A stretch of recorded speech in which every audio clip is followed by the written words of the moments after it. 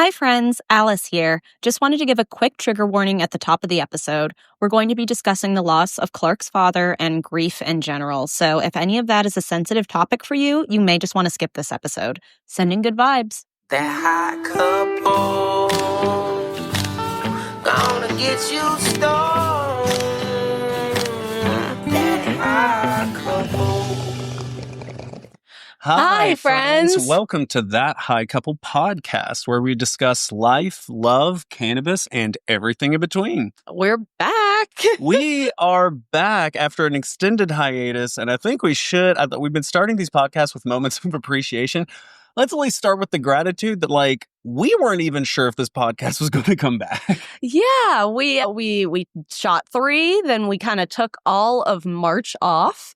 For good, solid reasons. Yeah. The title of this episode is making it abundantly clear. Yeah, we had a busy March. There was a lot that happened, a lot of life stuff. A lot of death stuff, too. Hey! Inappropriate joke counter 1. Right off the bat. But yeah, we took an extended hiatus and then, kind of got in our feels a little bit on how we feel about this podcast and what we want to do. But in the end, we decided hey, let's get back to it. Let's give it another shot and make the commitment. Yeah. Neither of us could really have expected once we launched this commitment of a podcast that we'd be dealing with something as monumental as the passing of a parent, which is what we're going to be discussing on today's very special episode of Boy Meets World. How to live in a world without. Yeah. Love it. No. Oh, I know. So let's talk about joining the Dead Dad Club. Yeah, it's a club. It's not a super exclusive club. I'm sure a number of people listening to this podcast right now are also members of the same club. Some of you were born into that club. So I get that it's not a unique thing, I guess, about my experience, but it is something that I'm okay, yeah, let's talk about it. Because, it is something that I think it's wild that we both have the perspective of very different perspectives we can talk about in terms of my POV of going home to Georgia and just being with my family, and also that this wasn't a very unexpected car crash thing. This was something that my dad was unfortunately diagnosed with multiple forms of cancer about 6 months ago. So even though that is still a very quick timeline for anyone to be looking at the end, it was at least enough time for my family and I to have a lot of really solid moments with my dad. I know originally the diagnosis was giving him until Christmas.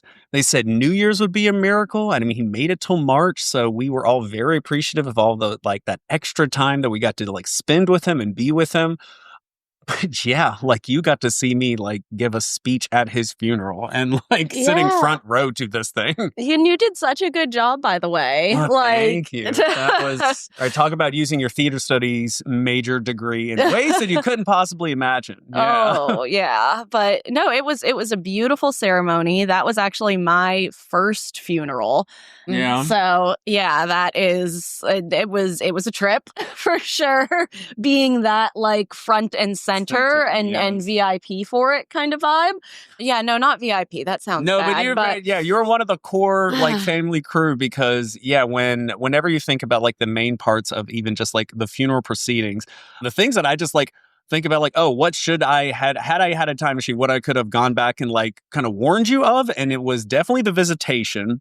The fact that the day before the funeral, coming from a small town in Georgia, I was fully unprepared for this being as big of a turnout as it was. Over 250 people in a single night that me and my sister and our spouses and my mom and grandmother we're all expected to be the kind of front leaders of this entire proceeding of over 250 people coming by, shaking our hands, giving condolences. And it's not this wasn't my first funeral. I've unfortunately have also had the experience of losing both of my grandfathers within 48 hours of each other. So I remember I'm just okay, cool. When death hits, it can hit hard and it can hit unexpected and it can hit a lot more than you think. But it's I do know what it is to literally have 2 back-to-back funerals in that exact same funeral home.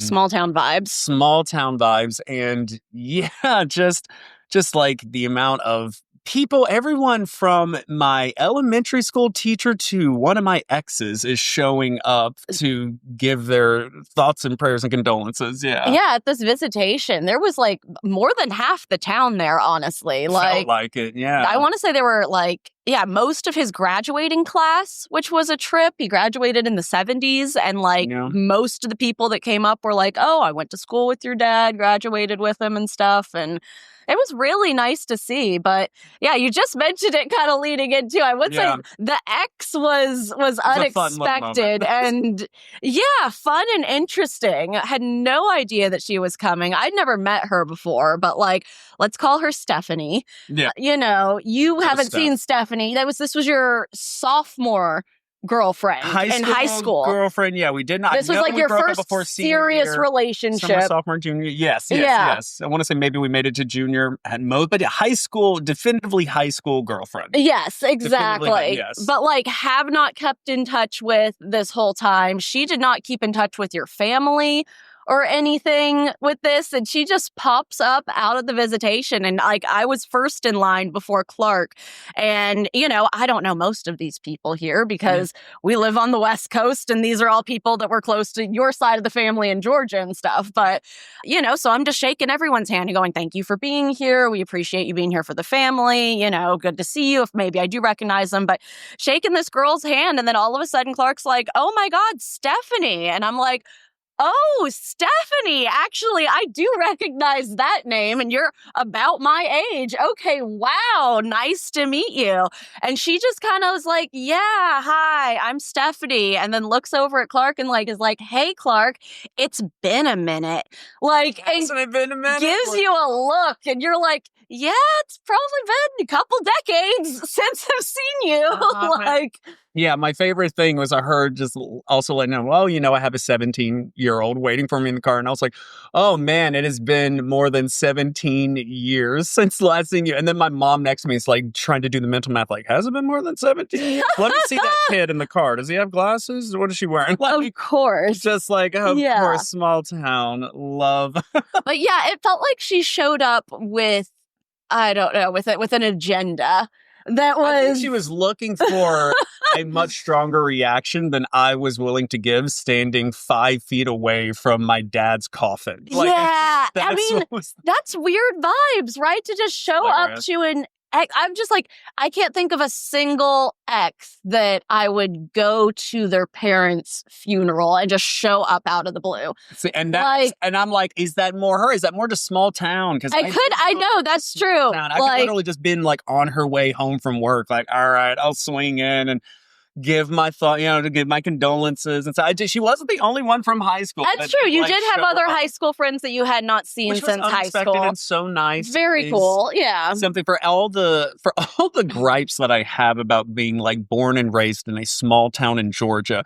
I do appreciate and recognize the moments where I'm just like, oh, okay, like I see the benefits of being like a big fish in a small pond. And like that is what my dad was. He was very much a big fish in a small pond. And when like it was time for the pond to show up, holy fuck. The pond showed up. For sure. Pond showed up. And I'm just like, okay, that was like very like heartwarming to see. Yeah, exactly. Yeah. It was very heartwarming. It's very touching. Your dad meant a lot to so many different people. And like, it was very cool to see everybody just come out and share that and be front row center for that, literally, to just like receive all of that love and admiration for him was very cool and very special. So it's also just so fun. Like just seeing how other people just like deal with it differently. Like even just my own like direct family. I feel like me and my mom just had this detached, like, okay, we have to focus on the task at hand, and then we'll deal with the emotional weight of it all, versus like I remember my sister, like I feel like probably the moment that everyone's like has the emotional weight was like all of us as a family first walking out and seeing my dad at the coffin. She like had a natural reaction of seeing dad in the coffin, and it's just like the sound of her crying, I felt like got the entire room to just like lock in of like, oh wait, okay, this is a real heartbreak. And I'm just like I'm over there saying just like, okay, I'm going to have to give a eulogy in like a few minutes. I'm just like, it's... I know. I mean, I've said it before and everyone keeps saying it too. I feel like, you know, give it a couple weeks. It's still very fresh and you're going to be doing something super random, and like all of a sudden the emotion is just gonna hit you out of nowhere, and like you're gonna know, like, okay, this is this. We're expecting this to hit, but like I know. I'll at least say my therapist is saying I'm dealing with this very maturely, guys. We love it. It's a lot. But yeah. Also, a quick update: you do love your therapist now. I feel like since the last podcast, we were complaining about your therapist, and now you have a new therapist, and you love this new therapist. Listen, I hope it's far down the road before she learns about this podcast. But like, I swear to God, Danielle, you're the best. Like, she's such a great one. So great, I love it. Sorry. Quick context, but right, they're just like, yes, we're actually. But yeah, you're having better conversations. Yeah, you're handling it very well. It was a very big thing. It's also just a hilariously big thing to be like, hey, this is like my second time talking with this brand new therapist. Be like, oh, okay, so my dad has passed. Like, yeah, by the way, my dad just died. Like, she used to be a hospice nurse. She like has a lot of experience like dealing with the grief and all of this. And also, I just feel like I have to give a huge shout out to just hospice nurses in general. Yes. Like, part of this process was spending weeks on end, like both in October, in February, just like different parts of the year, just at home with my dad. And especially he did like hospice at home.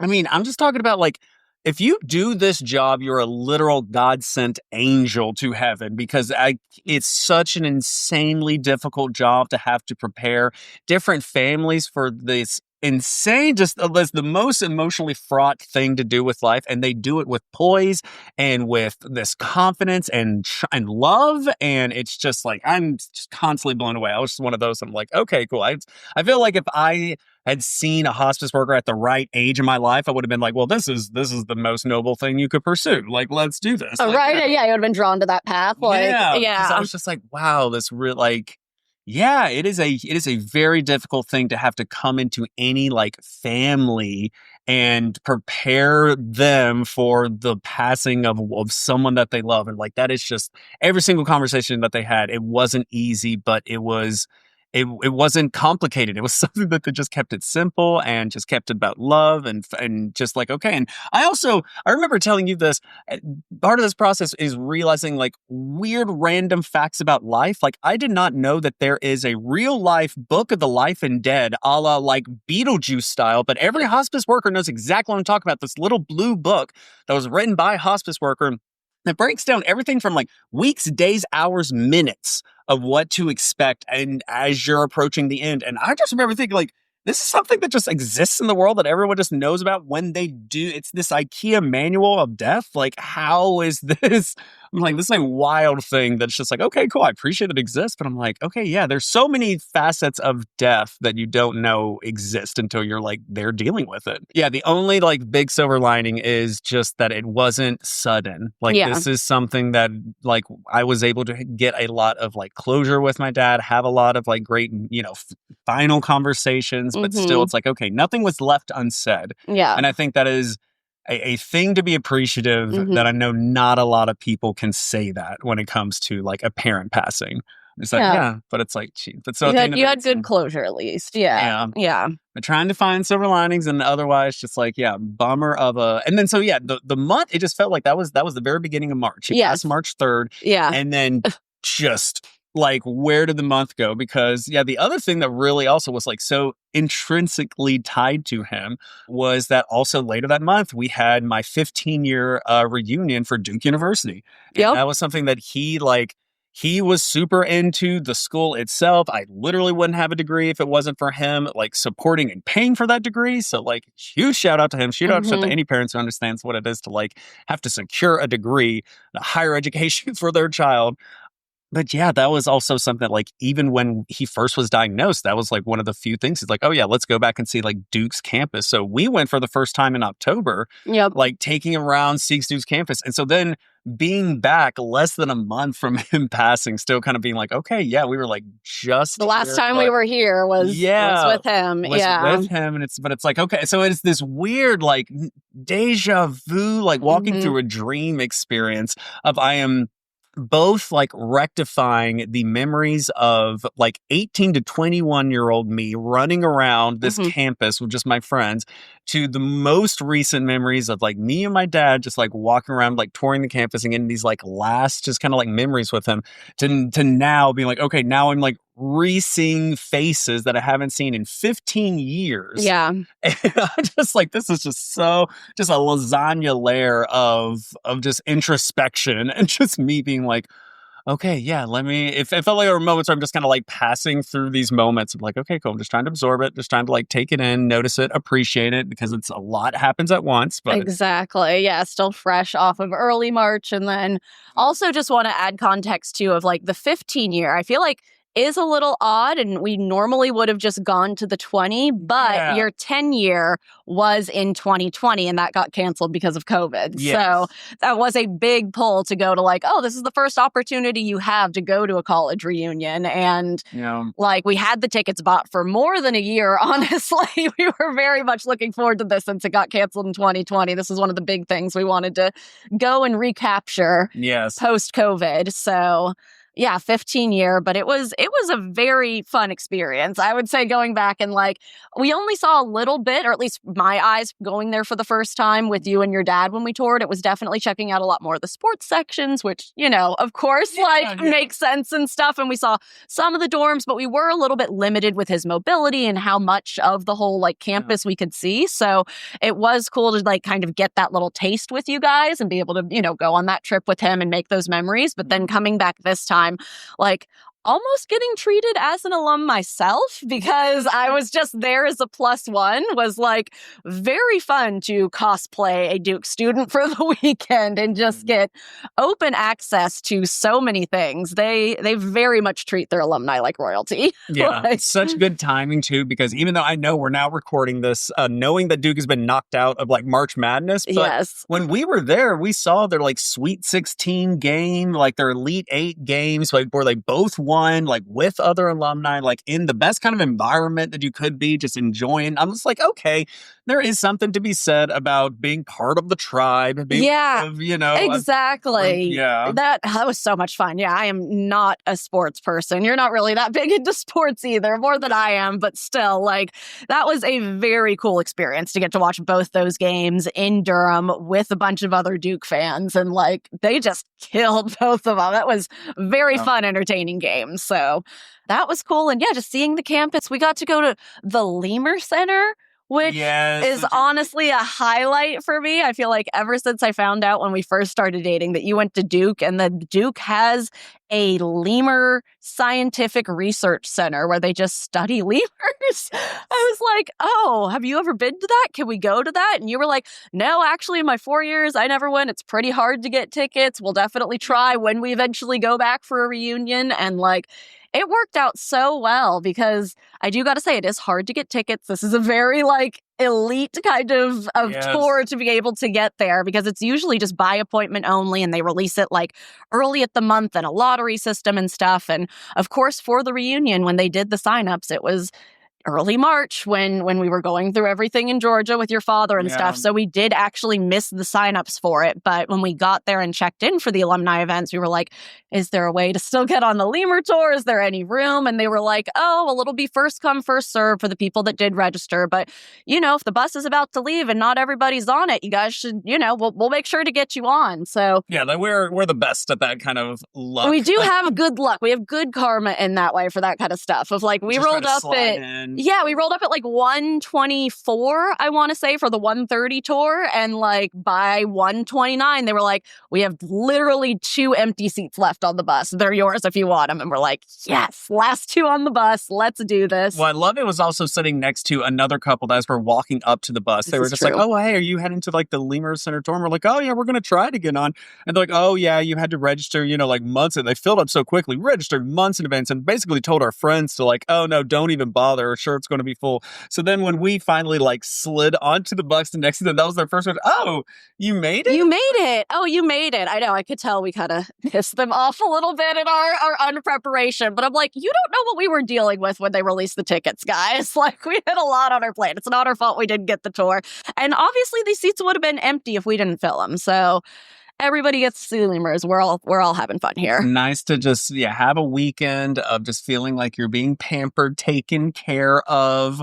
Yeah, the mimosas in the champagne garden. farewell brunch was a vibe. I gotta say, I just saw, oh God, I forget who it was, but Martha Stewart like covered it of the top 10 gardens in the US. And like on the list was the Sarah P. Duke Gardens. And I was like, oh, we were just there drinking mimosas in that garden. And yeah, they had it done up for spring. So many tulips, so many daffodils. The cherry blossoms were going off. It was such a beautiful time of year to see the campus. It was really, really gorgeous. Really nice. And I just got to enjoy some sunshine. Even though loving our time in Seattle, everything's going well.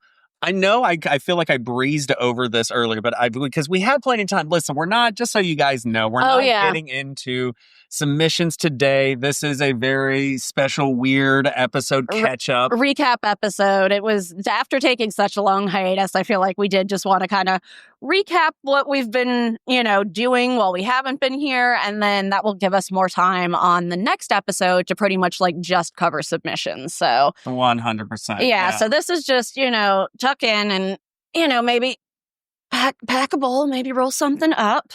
Pack a bowl! Spark this here. Oh, this is christening this new baby we got from Weed Day.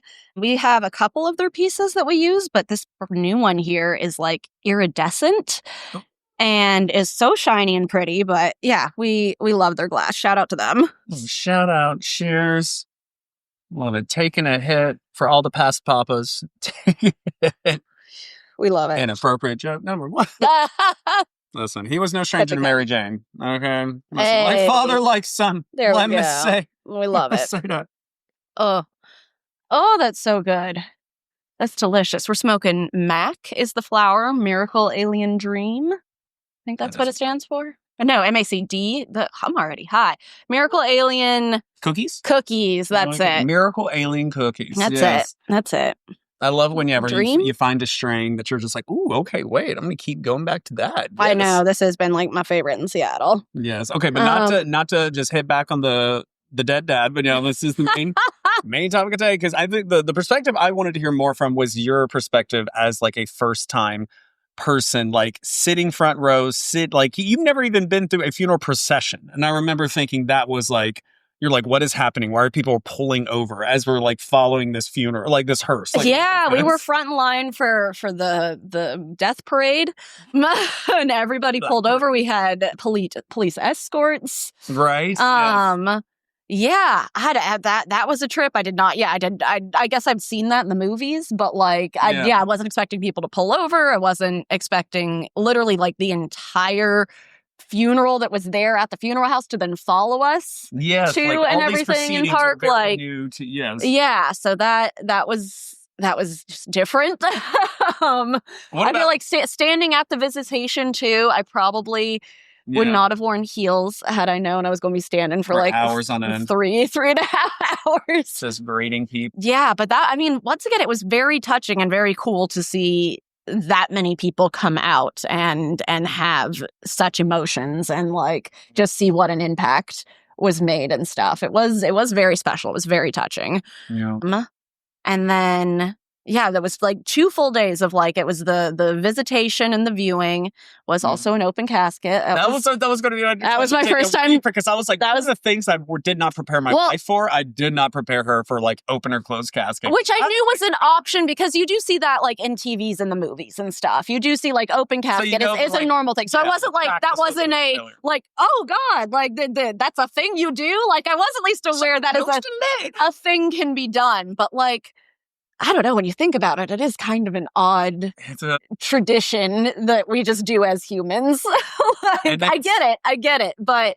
And then you see who's comfortable actually, touching in the casket. Yeah, that was, first time seeing a dead body in person, first time touching a dead body in person. But it was your dad. It wasn't just a dead body. You have a connection, But it was still, firsts of just funeral firsts, just I don't know, being so front row center for it and just up close and personal for it. Yeah. And then sitting at the actual the cemetery Like, it was just a very small row of seats in the front row that we were sitting front row, that everyone else was standing in the back. And I was like, oh, okay.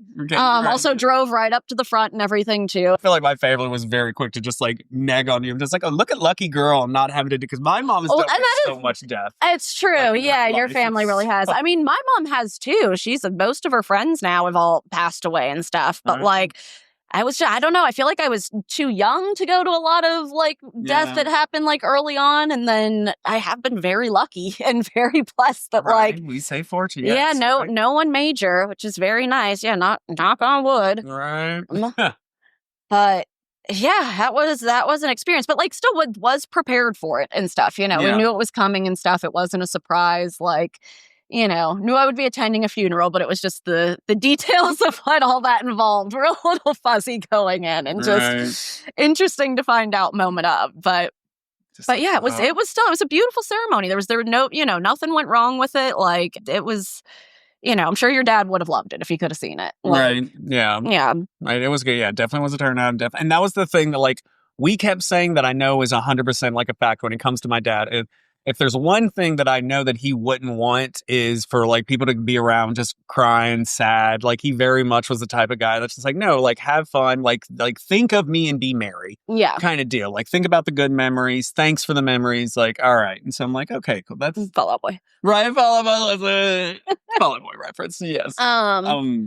But yeah, I'm trying to think if there's anything like something that I remember, like, coming out of my time just, like, being at home, like, with my dad, like, with hospice, was just something, just like an interesting, like, weird thing. Just like, okay, as we approach death, my dad just started watching, like, back to back, a lot of just Leave It to Beaver, a lot of Gunsmoke, a lot of just, like, the shows that he grew up with as a child.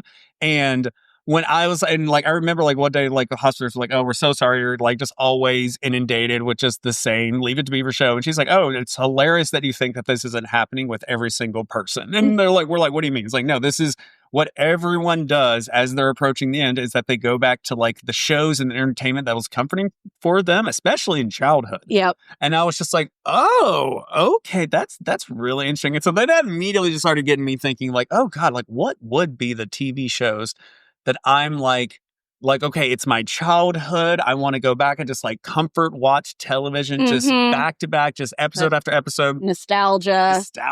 Yeah. Yeah. And, like, I immediately go to all the Saturday morning cartoons that I grew up with, like the original Spider-Man, X-Men, then falling into just, like, I don't know, even what's, like, what is it, like All Real Monsters, Rocco's Modern Life, classic all the Nicktoons. Nicktoons. I was raised on Nickelodeon. I'd throw SpongeBob in there. Hey Arnold, Cat Dog. It's bad when I'm just like, when people talk about their last meals, I feel like that's a conversation. They're like, oh yeah, but I'm like, oh no, your last binges. Your last binge watches should be a conversation that more people should be having, because it happens. Apparently, it is what is happening every single day. And I'm like, oh yeah, like, that's such a fun thought experiment. Like, what are your last watch binges? Yeah, so, what are you going back to? Yeah, then also specifically, that's sort of like, it seems like it's always tied to childhood. Yeah, because I'm like, I would rewatch, like, Parks and Rec and, like, The Good Place, and I just all these fun, like, workplace comedies. But I'm like, oh no, what are the childhood deep cuts? I'm just like, ooh, no, wait, okay, I want to keep going back to that. I'd say, what are the, like, my Kablam? Kablam would be good. Oh. I want to, like, go back and rewatch some of those weird ones that I feel like only got a few seasons, and, like, it almost feel like a fever dream or something in my head. Like, I think a lot of early Nickelodeon Chalk Zone. Oh, I think about what it's like. Angry Beavers. Yes, all that. Yes. SNL SNL for kids. So fun. Even just their shows, the Legends of the Hidden Temple. Yes. Yeah. Figure it out. Yeah. So good. Yeah. So I'm just like, that's a fun, just there you go, guys. If you need a fun thought experiment, right? Maybe ask your friends next time you're high. Like, hey guys, what is maybe that'd be fun, like a thing to like put on when we're seshing, kind of deal. Like, let's not wait till we're dying. Yeah, we could enjoy that nostalgia at any point. Right? At any time. Let's find the DVD box sets. Let's go ahead and have that like set up, established, locked in. Exactly. Yeah. Oh, yeah, I know. I'm trying to think other March updates. I will say, I had a doozy of a couple weeks coming back from Georgia as well. Yeah, so we did. Yeah, coming back from Georgia Funeral, and then in between going to Durham for the reunion, you had just the worst recovery. I was basically just out for like those 2.5 weeks. As pretty much soon as we got back, within a couple days of us coming back from Georgia, I got sick with some kind of cold. We confirmed it wasn't COVID, confirmed it wasn't the flu, confirmed it wasn't pneumonia, but it was a cold that lasted a good 11, 12 days total, where I was just completely... You never get sick. I never get sick. And I was completely incapacitated, like runny nose, coughing up phlegm, super tired, not really running a fever at least, but just so much coughing congestion and just feeling like I literally could not do anything. I was sleeping for most of the day. And then to make it even worse, on probably like day 3 or 4 of the cold, hadn't even been smoking because I was sick. I was completely sober. I just happened to be walking through our upstairs where we've got like slippery hardwood, and I had socks on and just took a wrong step and slipped and fell, and my ribs landed right on our coffee table. It like completely knocked the wind out of me. I had to lay there on the ground. You were at the office. You were at work. I was working from home and like had to lay on the ground for probably like 10, 15 minutes to just catch my breath and just be like, okay, is anything broken? Can I move? Like, I feel like I called you about 20 minutes after it happened. Scared like the piss out of me. In tears, and just being like, okay, just so you know, I think I might need to go to urgent care tonight. Like, I don't think I need to go right now, but like, I just fell and I really hurt my ribs, and they might be at least, like, I didn't think they were broken. I could tell I hadn't punctured a lung or anything, but I was like, they might be cracked or fractured kind of deal. So I'm going to put ice on them. I'm going to just lay here and not move. But like, when you get home, I might need you to take me to urgent care. And like, you got home that night. It wasn't any worse, at least. And I'd just been icing it. And like, I don't know. I was like, okay, I don't think I need to go to urgent care. I don't think I need an x-ray or anything. But having to deal with the cold and then the rib injury on top of that, like just made combo. It was so bad. I didn't realize you need your ribs to do everything. Any kind of movement, any kind of coughing, any kind of blowing the nose, I like could not do. It was so bad and so painful. And I want to say it was like day 9 of being sick. We finally went to one medical. I made an appointment. I was like, this is taking way too long. I've never been sick over a week. Plus, I've got the rib injury. Maybe they can do something for that. And they were like, oh no, it's a cold. It just needs to run its course. And like, while your ribs, like, you know, rib injuries are usually nothing medically concerning, but they do hurt a lot. And it's going to take a couple weeks to get better. So just keep taking Advil and Mucinex. And I was like, you did nothing for me. It's so frustrating to hear that it's like, oh yeah, no, if you had come and seen us like days earlier, we could have given you some like antibiotics that would have like made your recovery shorter, but that too, they were like, it's sorry. Yeah, kind of too late to give you anything anyway. They were like, if it had been a flu or something, we could have put you on this if you'd come in on day 3 or 4, but you're on day 9, so and it's a cold, so just deal with it. But yeah, there is something nasty going around. Like, I know a couple other people in town have it. I've seen a couple people on social media say they've just been knocked out with a sickness. So like, oh, goodness, guys. I feel like I maybe got it from the airport coming in, but I don't know. It was not fun at all. But finally, by the time I went to Durham, I was feeling better. I'd say even my ribs are still like 5% ouch if I sneeze weird or like I can sleep on this side now. I still can't sleep on the side that has the ribs, but like, oh God, that was a rough injury that I'm now like, I've only got grippy socks on now. If you can see on our YouTube video. I'm taking no chances. I ordered so many grippy socks. No. Oh, that was not fun. I never want to do that again. No, and you weren't the only person in the house that was recovering this last month because also on top of everything else, baby. Yeah, our little fur baby, Indy. So he's 13. and he has hyperthyroidism. We found out earlier this year. He's a teenager. He's becoming a teenager. He's a little man. I know, right? He's not a senior. He's a 13-year-old boy. He's a 13-year-old boy. He's an That's adolescent. a baby. He's a child. But yeah, he's a 13-year-old man with hyperthyroidism. And the options for curing that are basically taking a pill and cutting it in half and giving him the first half 12, like at whatever time in the morning, and the second half 12 hours later, every single day for the rest of his life, which is not fun. He does not like taking pills. And that's a big commitment for people like us that do a fair bit of traveling. So the other option was taking him to stay at this hyperthyroid treatment center for like a 2 to 4 night stay where they give him radioactive iodine. It's just a shot. Doesn't have to be put under any anesthesia or anything. But then they have to like monitor his radioactive levels for a couple days before he can be released out back to us and stuff. Radiate Bruce Banner. We hulkify. I know, but they have like a 95% success rate of it, like completely correcting the hyperthyroidism. So basically with medication, you're just like managing it, but with the radioiodine, you're correcting it. So you don't need to be on medication. Fix the baby, not just him. Yeah. So yeah, basically we need to take him back to a regular vet with like a month from when we picked him up to check his levels again. But you know, we're not seeing any kind of concerning behavior afterwards and stuff. So everything went well, but it was hard having him away from home for 4 days. If we're ever away from him, it's because we're traveling. It's never voluntarily like we're home and our baby's not here. He's not an outdoor cat. We don't let our kitties out unless it's supervised on a leash. I remember the kick in the pants being like, okay, and part of his recovery was that you need to limit your close proximity to him to less than an hour a day because he has radiation just emitting from his body.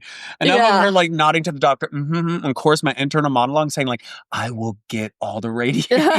Like, I don't need my liver. No. I don't need that. Let's go. He's my baby and I need to hug him. I'm going to wear him like a scarf for as long as he wants me to. That sweet boy. No.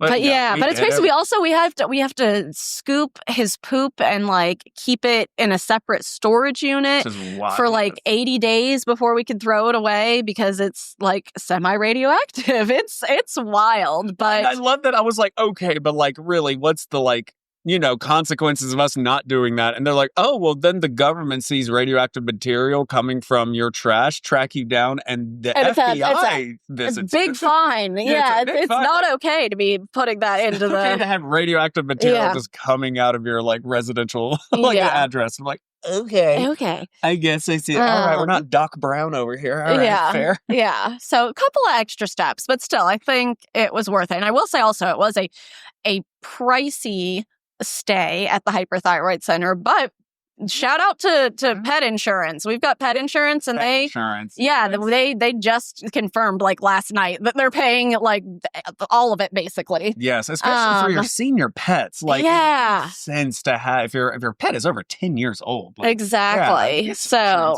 highly recommend if anyone's cat has hyperthyroidism. We'll keep you guys posted, of course, after we go and do his testing and stuff. But like so far so good. Everybody at the facility was like clearly a cat person. Yeah. And I felt very, as good as I could leaving him with strangers. They at least like gave me a lot of confidence that, they would take good care of him there. And we got daily updates from them. They called. Yes. We're like, here's how he's doing. He used the bathroom. He's eating. So I don't know. It was annoying having him away, but it was still like the best possible thing for his health. And they took very good care of him and kept us updated. So listen, that's all. We're on to brighter things because we're bouncing back and forth with this catch-up. The thing that I also wanted to make sure we save time for is to talk about how dope of a city Durham is. Because we're underestimating North Carolina, it feels like entirely before this last visit there. And like, there's some things that are worth a shout out. Absolutely. City. They're surprisingly cannabis friendly. So it's not legal there yet, but I feel like they are primed for full recreational legalization. Oh, more than like any other southern state that I've seen. They see. Yeah.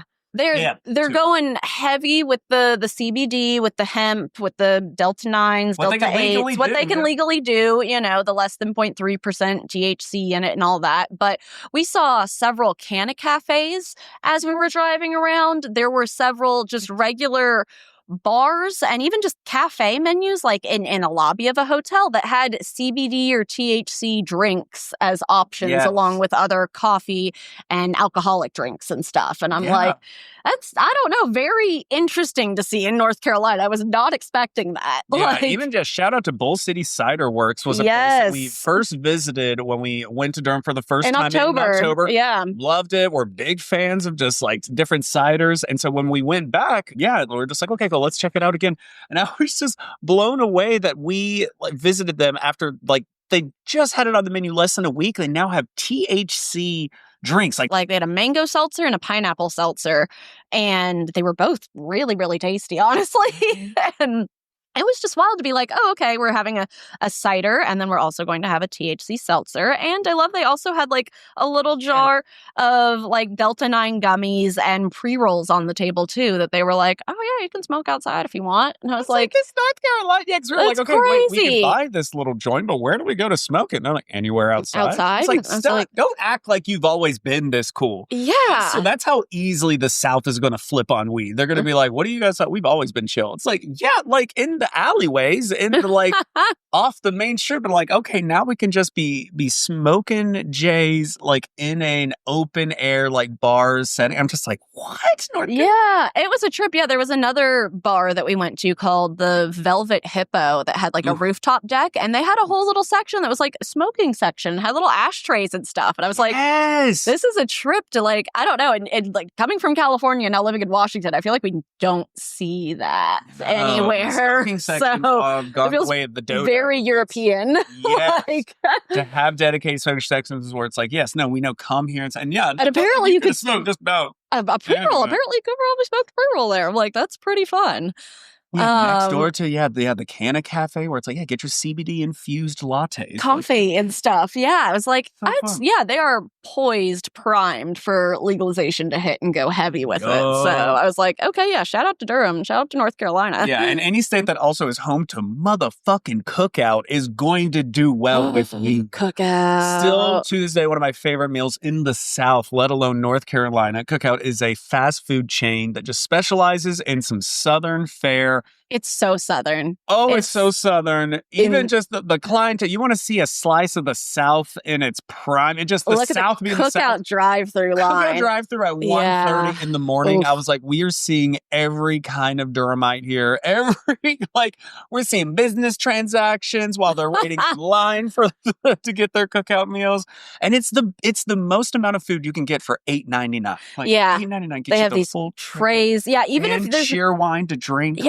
Cheer wine, the most Southern, like specifically North Carolina soda. And they have over 40 milkshake options, which you can literally just keep adding flavors and like toppings to for no extra price. It still blows me away to this day that yes, like you could go up there and trill off like a 5 to 6 flavor milkshake. Like it'd be peanut butter fudge, cheesecake, M&M, Butterfinger, toffee one, and they'll make it for and it costs the same as a chocolate shake. Yes, and I'm like, crazy.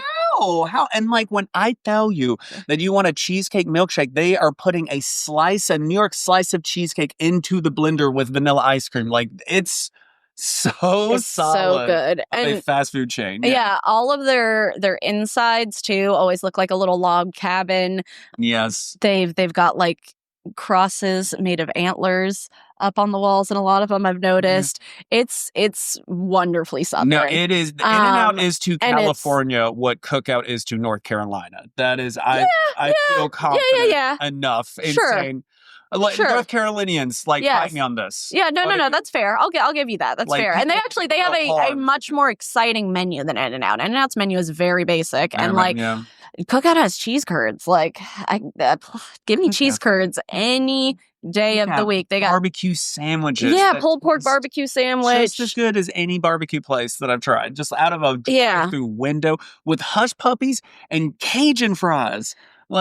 It's so We love so Cookout so good. much. Yeah. We did have some good Southern food in March between our trip to Georgia and our trip to North Carolina. We had Waffle House, which Yes, I good love Waffle House. so much. We had Scattered Cracker some other Barrel. double covered. Of course. Chunked. Yeah, right. What's your Waffle House order? If you don't get it double covered, you're fucking cheating yourself out of the proper amount of cheese. Double covered. Double covered. I go for a grilled cheese on Texas toast. But There you it go. has to be on Texas toast because the regular bread is so sad. Regular bread. But yeah, we had Waffle House, we had Cracker Barrel. Yes. Cracker Barrel's so good. Cracker Barrel's Barrel worth it just for the fried apple slices of fried apple, breakfast or lunch, dinner. Coca-Cola cake. Fried apple slice. Coca-Cola cake. Just Coca-Cola a hot cake. slice of Coca-Cola cake with a cold scoop of vanilla ice cream. And now, within the last 5-10 years or so, they started serving alcohol too. And they have mind-blowing. $6 mimosas that are actually really good. Like strawberry mimosas where you could see all the little bits of strawberry seeds and stuff in the bottom. And I'm like, this is fresh puree here. I still remember it's a vibe. moving to the West Coast in LA, walking into my first Rite Aid pharmacy and just seeing liquor and seeing drinks. Be like, wait, this is something that you can just mix alcohol with? Anywhere? That's how I felt seeing Cracker Barrel serving alcohol. Yes. And whoa. People are getting drunk in Cracker Barrel now? Like, what? It's a new era. Yes. It's a new time. I love while we were in North Carolina, we also had to go to Chili's. Because there's only one Chili's in the entire state of Washington, and it's 4.5 hours away from us, so we're never going to go there. And we didn't know how good we had it in LA, with just being able to go to Chili's anytime we wanted until we moved to Washington, and we realized we can never go to Chili's. So we had to go to Chili's in North Carolina, and it was pretty glorious. All right, talk about the best kind of first world problems. We are more than a 4-hour drive from our closest Chili's. As a stoner, it makes me sad. Where's my triple dipper? Those mozzarella bites, the fried mozzarella bites, and their margaritas too. Not to be just a stoner, but they El have Presidente all day. So many good margaritas. I love a Chili's bar. I had the watermelon margarita for the first time, and I was like, whoa, so good. Oh yeah, I had their sangria Rita. That was delicious. Rita. Yeah, so that was fun. We also went to Mellow Mushroom, which is a California love letter of a restaurant. How the hell that wasn't invented in LA County is it makes me so. me. They're such culture vultures. The fact that they won't come out to the West Coast. It's it's if you're unfamiliar, Mellow Mushroom is a pizza chain that has really, really good, delicious pizza. They're only in the South, or I think as far west as they go. I think there's one in Scottsdale, Arizona, I want to say, which is still really far from where we are. Yeah. But they're all about being hippy dippy, Peace Man, Grateful Dead, 420. mushrooms and pot and your favorite drink on the menu. It's called liquid marijuana. Come on. I know. And I'm and y'all won't come to the West Coast where it's legal? Come on. Rude. Come on. What are you doing? Rude. They're holding it down for all the stoners in the South. But yeah, I love Mellow Mushroom so much. It's so good. Or little pretzel bites too. They have really good pretzel bites with beer cheese. Oh, yes. Yeah, Catchup, that's another alt timeline of us. We just own a Mellow Mushroom. Oh my God, I would love to be a franchise owner of a Mellow Mushroom. Oh my God. And they all look really cool and different on the inside. They all have really wild, fun decorations, but I've never seen two that look the exact same. Yeah, no. Even the one that we went to was right by the Bull Durham baseball stadium. And their little mushroom guy was in a little baseball outfit, had a baseball bat, and was all I'm the baseball mushroom. And I'm I love it. I'm here for it. Love it. Unique charm. Oh, so good. Yeah, I'm trying to think if there were any other Right, so it hasn't been an all bad month. No. Food. We've had some good munchies. Good munchies. Fun trips at the reunion. Right. But it started rough, but it's ending on a brighter note. We're ending on full stomach. We finished Severance. Oh my God, that TV show is still absolutely living in my head rent free. Yeah, I feel we were only we just finished the first season. I feel when we started this podcast, and now it finally finished the second season. And oh my God, I hope there is not a long hiatus until the third, because I cannot wait. Oh, it's such a good show. Yeah, I feel I need to rewatch seasons 1 and 2 again, honestly. No, see, but I'll also get it because I think those are it's easy to recommend a darling with all the critics and everything. So I'm no, let's give a guilty pleasure. Guilty pleasure. watch some Tournament of Champions Okay, on that's a fair- Food Network. Yes. Guy Fieri That's a good has recommendation. no right being on my TV screen, but like, listen, he's pretty entertaining. Like, I never really he's get not him in as the a show man. that much. It's Yeah. just the fact that I'm just like, But he has put together an amazing competition. Yeah, Tournament of Shout out to Champions. It's anyone that's into any kind of cooking shows, reality cooking stuff. It's like the ultimate bracket of everyone from all your favorite shows, all in like it's March Madness with Food Network. Chefs. single sudden death elimination, and it's all blind tasting, and they all get like really the randomizer that decides what protein and what their wild card ingredient, and like a weird kitchen utensil they have to use. It's and like a next level version of Chopped. Yeah, exactly. Like the basket is like, not all ingredients, some random ingredients, some random kitchen utensils. Sometimes it's like time limit and stuff. And then they get like, Nancy Silverton and Wolfgang Puck and like, real, like fancy chefs. Yeah, exactly. To come and judge it. So that is a fun guilty pleasure. Yeah, we do love Tournament of Champions. That's so fun. Every time he gets his son to also be like a host, I'm just like, oh, that's a Nepo baby I can admire. I'm like, okay, just we're here for it. You're also just a host like your dad. Like, it's great. Taking on the family business. I know, right? Family business. Yeah. I know. I'm trying to think. We're starting our own family business of podcasting. That's what we're trying. That's what we're trying. I know. And part of the family now. I'll say one more highlight too, just before we sign out, that was fun for March, is just like shout out to us for making friends with our neighbors. I will say, when you get into your 30s, making new friends becomes difficult, guys. It's hard. Especially when you're in a new city. So we've lived here a year now, and we have finally made friends with some of our neighbors. And that just feels like a nice accomplishment. Like, we've always been friendly with our neighbors, never had any issues with any neighbors, but we've also never been like, let's hang out with anybody that we live that close by. So it's very nice that we now like have friends or have people that live within our vicinity that we actually want to like invite over and have dinner with and like hang out with. So, well, it was such a good reminder of just going to a college reunion that I'm like, oh wait, you can literally live a few years, live just at most 4 years, some of them only a year or two, live next to this person. Yes. And 15 years later, still be friends with them, still be chatting like you just saw them 15 days ago. And I think that's the thing to like recognize, like, oh wow, okay, these friendships, even if they don't seem like just like, okay, cool, yeah, like being friends with your neighbor, that is a fun, like easy thing to try to accomplish. But I'm like, oh, you never know where that friendship could honestly lead to. Yeah. And like that's the kind of like attitude and gratitude I need to be like seeking at a lot of these new friendships of just like, oh, you know what? I know it's early days. We're all still getting to know each other, but it's like, so were these people that you're seeing now 15 years later, like in Durham. Yeah, and you're picking up a conversation like you just we're all saw just each other. young kids just trying to get to know each other. And it's like, okay, yes, we're still young. We're still young. We're still doing it. Seeing actual college students walking around to campus will mind fuck you as a millennial. Like, oh God, I'm not a young buck anymore, but that's fine. Listen, I don't need to look like Robert Irwin. Okay, listen. Oh my God. I'm doing okay. Okay. Shout out to Robert Irwin. Shut it down, Cougar. Shut it down. Okay, and on that note. Shut it down. All right. Yeah. Thanks so much for joining us, everyone. Yeah, thank you guys so much. Subscribe, leave those 5-star reviews, and we promise it will not be a month until we come back. We're going to record another episode soon, and also anyone that has sent us an email, thank you. We see them in the inbox. That is the to-do list for the next episode. So once again, that email is thathighcouplepod@gmail.com if you do want any relationship advice or just to ask us questions. But yeah, that is the whole next episode. Stay tuned for that. We got a lot of good questions to tackle in there. We hope you enjoyed this catch-up. This is a weird kind of bottle episode. I know. There was a lot to unpack. A lot to sesh with. Shout out again to Weed Day. Hey, it's right, so such good. A fun looking mug, honestly. Right, they're so good. And the unscrewing is cute. They're modular. Yeah, it's super easy to clean. Like, I'm such a big fan. Big fan of you guys. Big fan of you guys. Thank you for watching. Thank you for listening. Yay. We love you.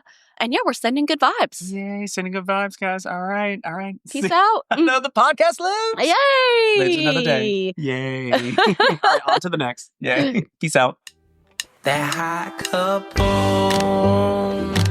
Thanks for listening to the That High Couple podcast. If you're in need of relationship advice, please email us at thathighcouplepod@gmail.com. Just a friendly reminder for this show. Everyone should make their own decisions. We're not licensed therapists, just a couple of stoned friends sharing advice. So please enjoy our tips as a friendly heart-to-heart and not as professional guidance. Our theme song is written and performed by Just Shotkey. You can check him out on YouTube at Just Shotkey. Please be sure to rate, review, and subscribe to this show on whatever platform you're listening to now. You can find us on Instagram, TikTok, and YouTube at That High Couple. Sending good vibes.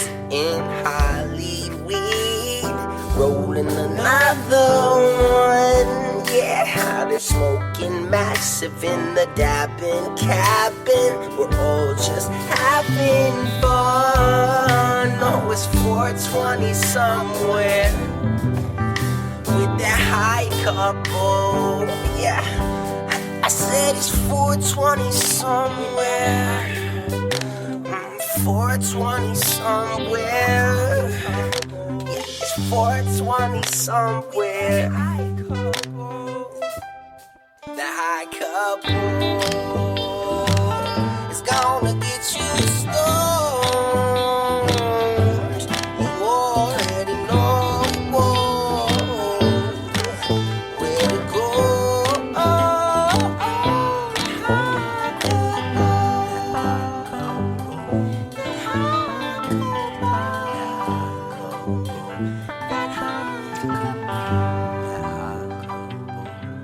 So